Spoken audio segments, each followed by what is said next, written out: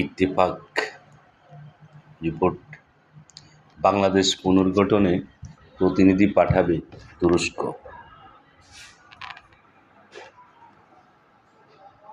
অন্তর্বর্তীকালীন সরকার প্রধান হিসেবে দায়িত্ব গ্রহণ করায় ডক্টর ইউনূসকে অভিনন্দন জানিয়েছেন তুরস্কের প্রেসিডেন্ট রিসেপ তাইয়িপ এরদোয়ান। এ সময় দেশ পুনর্গঠনে সহায়তার জন্য শীঘ্রই একটি উচ্চ ক্ষমতাসম্পন্ন প্রতিনিধি দল পাঠানোর কথা জানালেন প্রেসিডেন্ট এরদোয়ান। মঙ্গলবার ২৭শে আগস্ট ডক্টর মোহাম্মদ ইউনূসের সাথে ফোনালাপকালে একথা বলেন তিনি।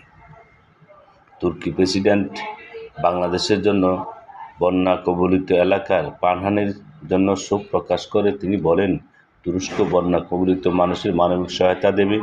এছাড়া ডক্টর ইউনূসকে তুরস্ক সফরের আমন্ত্রণ জানান তিনি। ডক্টর ইউনূস সুবিধাজনক সময়ে দেশটিতে যাওয়ার কথা জানান।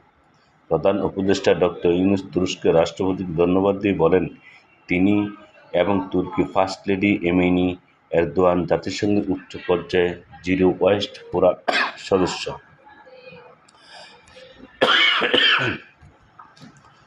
ডক্টর ইউনূস দেশটির সাথে বাণিজ্য বৃদ্ধির আহ্বান জানিয়ে বলেন, আমাদের বাংলাদেশের বেশ কয়েকটিতে খাতে তুরস্কের বিনিয়োগ প্রয়োজন। তাছাড়া প্রেসিডেন্ট এরদোয়ানকে বাংলাদেশ সফরে আমন্ত্রণ জানান তিনি। এ সময় এরদোয়ান প্রস্তাবটি গ্রহণ করেন।